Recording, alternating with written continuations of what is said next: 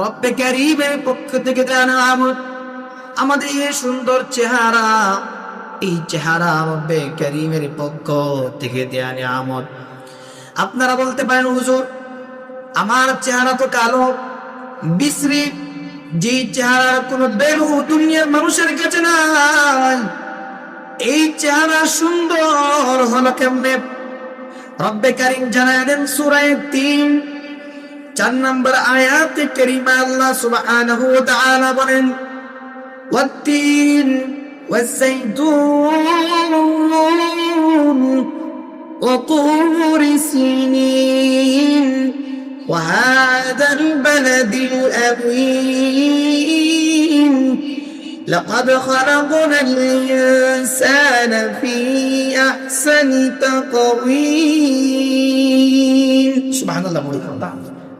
আল্লাহ বলেন, পৃথিবীর মানুষ, আমি আল্লাহ তিনের কসম খাইলাম, যে তিনটা জান্নাতি একটা ফল, এই তিন ফলের বড় দাম, এই ফলের আমি আল্লাহ কসম খাইলাম। ২ নম্বর জাইতুন। জাইতুন এই ফলটাও জান্নাতি ফল, যে জাইতুনের তেল বিশ্ব নবী রাহমাতুল লিল আলামিন ব্যবহার করতেন। ওই জাইতুন তেলের কসম রব্বে কারীম খাইলেন। ৩ নম্বর আল্লাহ বলেন, পবিত্র মক্কা নগরীর কসম, নিরাপদ মক্কা নগরীর কসম। মক্কাতুল মুকাররমের একটা এরিয়া আছে, হুদুদে হারাম। এই হুদুদে হারামের ভিতরে একটা মুসাফি পর্যন্ত মারা হারাম। এত নিরাপদ একটা শহর মক্কাতুল মুকাররমা।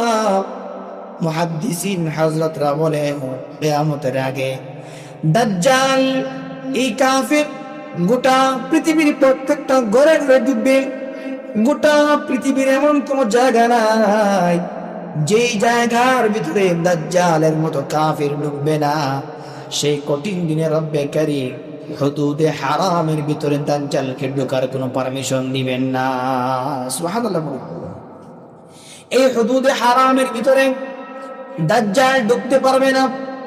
আল্লাহর নেক এবং মায়ার বান্দাগণ যারা আছে, এদেরকে রব্বে কারীম এই হুদুদে হারামের ভিতরে অবস্থান করাবেন।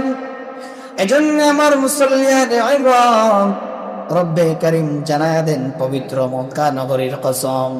৪ নম্বর আল্লাহ বলে, নিশ্চয় নিশ্চয় আমি আল্লাহ মানুষকে